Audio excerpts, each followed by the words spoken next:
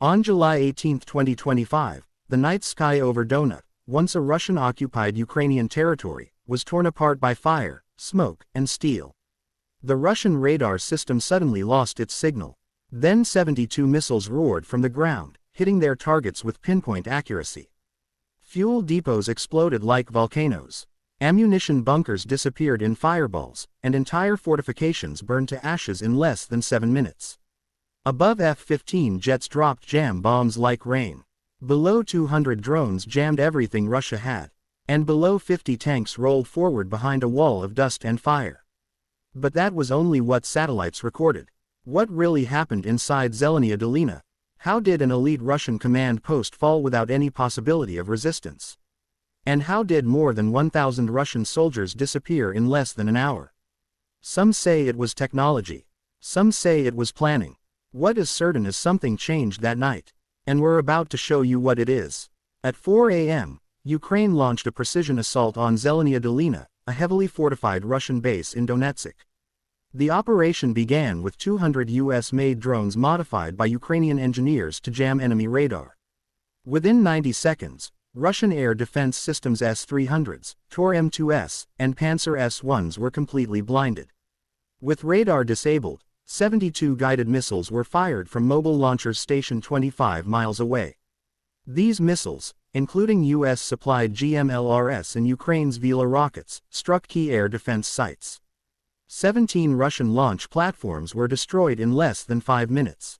Next came 15 F-15 fighter jets flying in tight formation.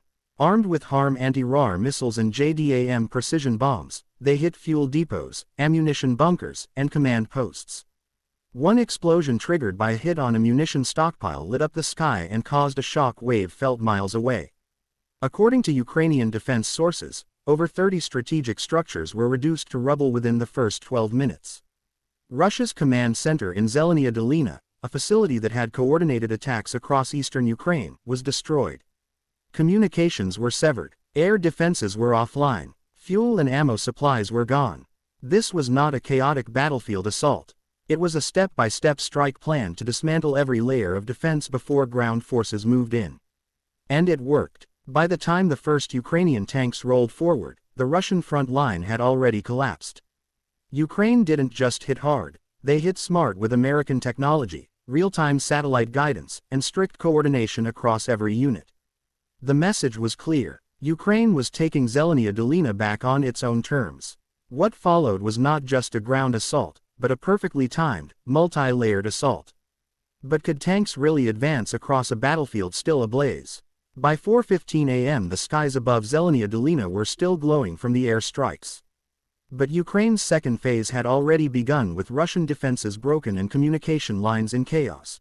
50 armored vehicles, including 20 Leopard 2 tanks and 30 Bradley infantry fighting vehicles, rolled out in a three-pronged assault formation. Each armored unit moved under the protective umbrella of surveillance drones circling above. These drones, linked in real time to battlefield command centers via U.S. military-grade Starlink terminals, scanned every corner of the terrain. Their heat sensors detected enemy movement in bunkers, tree lines, and trenches, relaying coordinates instantly to both tank crews and drone strike teams. The first objective: secure the main roadway leading into the southern gate of the Russian base. At 4:19 a.m., Leopard tanks fired their first rounds, 120mm shells that tore through abandoned Russian fortifications. Explosions sent concrete, steel, and shrapnel flying into the dawn light.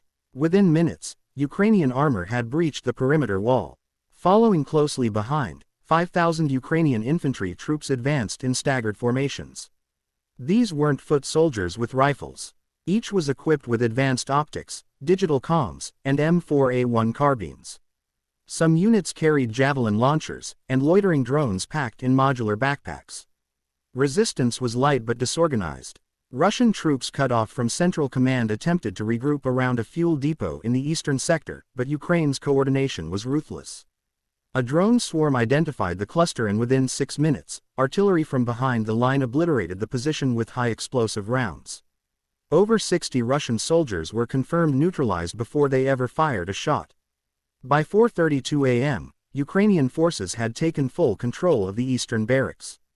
There they found stockpiles of ammunition, fuel, and encrypted radio gear. Engineers quickly flagged the cache for extraction while the frontline units pressed north toward the command bunker. In the western sector, 2 Russian armored vehicles attempted a countercharge. They never made it past the second street. A single Ram-2 suicide drone modified for armor-piercing impact dived from 600 feet and detonated directly on top of the lead vehicle. The second was disabled by a Bradley cruise tow missile fired with pinpoint accuracy. Within 30 minutes, the base was being cleared room by room. UAVs flew inside hangars, broadcasting live feeds. Infantry squads swept tunnels and bunkers. Ukrainian flags began appearing on buildings once painted with Russian insignia. Zelania Dolina, once seen as a symbol of Russian strength in Donetsk, was now a shattered ruin, taken back with discipline, coordination, and overwhelming firepower. The assault had unfolded like clockwork. We've seen how the Ukrainian army went on the offensive. But what happened when Russia tried to counterattack? Let's see. By 4:40 a.m., the Russian defense lines were in complete disarray. What began as a calculated counteroffensive the day before had now turned into a battlefield of silence, smoke, and panic.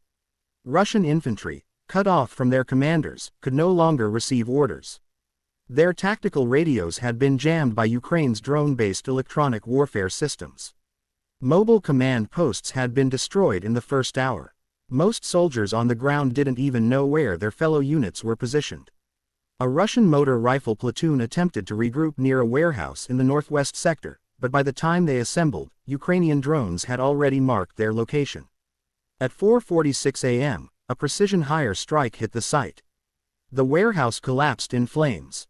23 Russian troops were killed instantly. The rest scattered into nearby woods with no cover, no support, and no way to report in.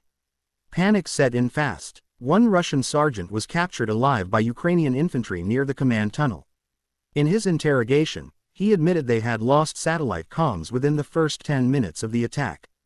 Air support requests were ignored, either jammed or blocked, and their fallback routes had been pre-targeted and mined by Ukrainian engineers days before. Russian armor fared no better. A battalion of 6 BMPs and 3 T-72 tanks attempted to push through the western corridor, but a Ukrainian drone swarm program to hunt heat signatures struck first. One T-72 was hit by an airdropped grenade package from a Ram-2 drone, setting off its ammunition rack. The explosion leveled an entire street. Nearby units abandoned their vehicles and ran on foot, leaving equipment behind. Russian commanders tried to organize a counteroffensive from a bunker beneath the eastern sector. But at 4:58 a.m. that bunker took a direct hit from a jam bomb dropped by an F-15. The detonation killed 2 colonels and 1 general, the last remaining leadership presence in Zelania Dolina. By 5 a.m., Russian soldiers were either surrendering, fleeing into the countryside, or going silent. The entire front had collapsed in under 1 hour. This wasn't just a defeat. It was a breakdown of military structure, coordination, and morale for Russia. Zelania Dolina became a nightmare. One where the enemy was everywhere and the orders had stopped coming. At 5:03 a.m., Ukrainian ground forces initiated the final phase of the operation. A coordinated 3-pronged sweep through the entire Zelania Dolina base. The objective was simple: eliminate any remaining resistance and secure every square foot of territory. Russian forces, now leaderless and surrounded, had no room left to maneuver. Drones continued circling overhead, identifying isolated pockets of Russian soldiers attempting to hide or regroup. Within minutes, targeting data was transmitted to forward artillery units and precision strike teams.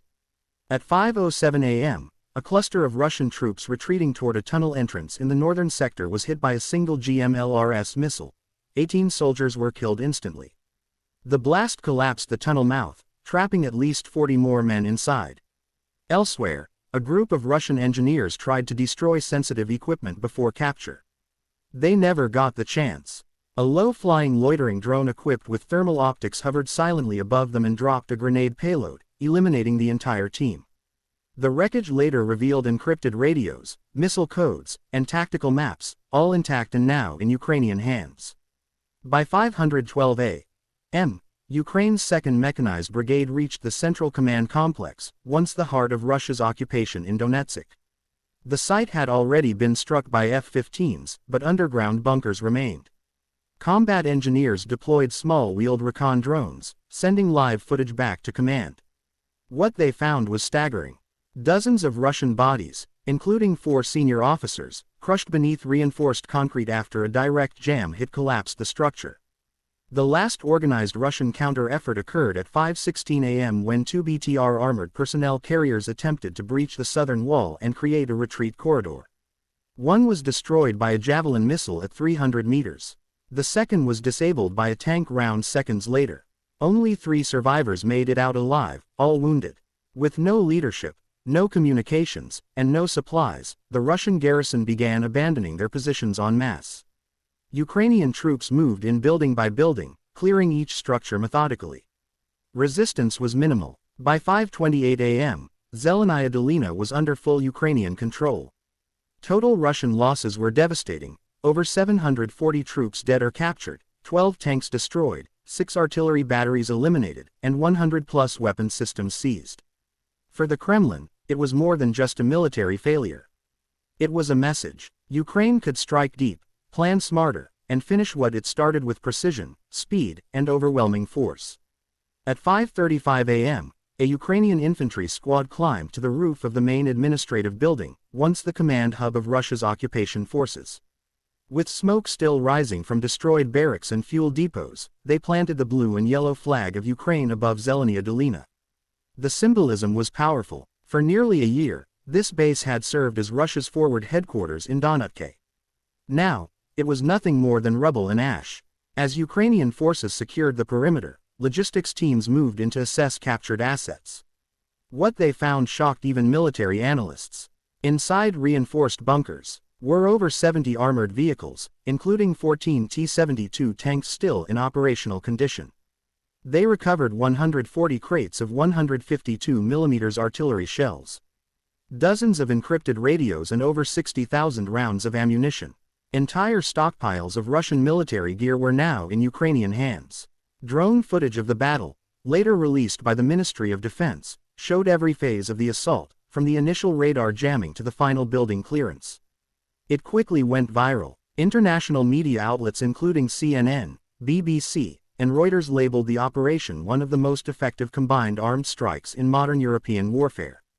At 9:00 a.m., Ukraine's president issued a public statement declaring Zelania Dolina fully liberated. The speech was brief but direct. "This land belongs to us. We have taken it back, not with words, but with action." U.S. officials praised the operation as a model of 21st century warfare. According to Pentagon sources, the strike was the clearest demonstration yet of how Ukrainian ground forces empowered by Western technology and their own battlefield ingenuity can outmaneuver and outgun a larger enemy. By the end of the day, Russian channels had gone silent about the loss. No official numbers were released, but internal estimates suggest total Russian casualties, including killed, wounded, and captured, exceeded 1,000 troops. Ukrainian losses were reported to be under 90. Zelania Dolina wasn't just a battlefield. It became proof that with coordination, technology, and resolve, Ukraine could turn the tide. It was a victory felt not only across Donetsk, but around the world. Zelania Dolina was more than just a battlefield. It was a turning point. In under an hour, Ukraine executed one of the most precise high-tech combined arms operations seen in modern warfare. 200 drones, 15 fighter jets, 50 armored vehicles, and 5,000 infantry moved as one synchronized machine, dismantling what was once Russia's strongest position in Donetsk. The numbers tell a story of overwhelming dominance. Over 1,000 Russian casualties, dozens of armored vehicles destroyed, and massive stockpiles of weapons captured intact. Ukraine didn't just reclaim land. They shattered a myth of Russian invincibility. This was not a lucky victory. It was planned, rehearsed, and executed with American support, battlefield discipline, and Ukrainian courage. Zelania Dolina now flies the Ukrainian flag again. Not by chance, but by force. And to every aggressor watching, technology alone isn't enough.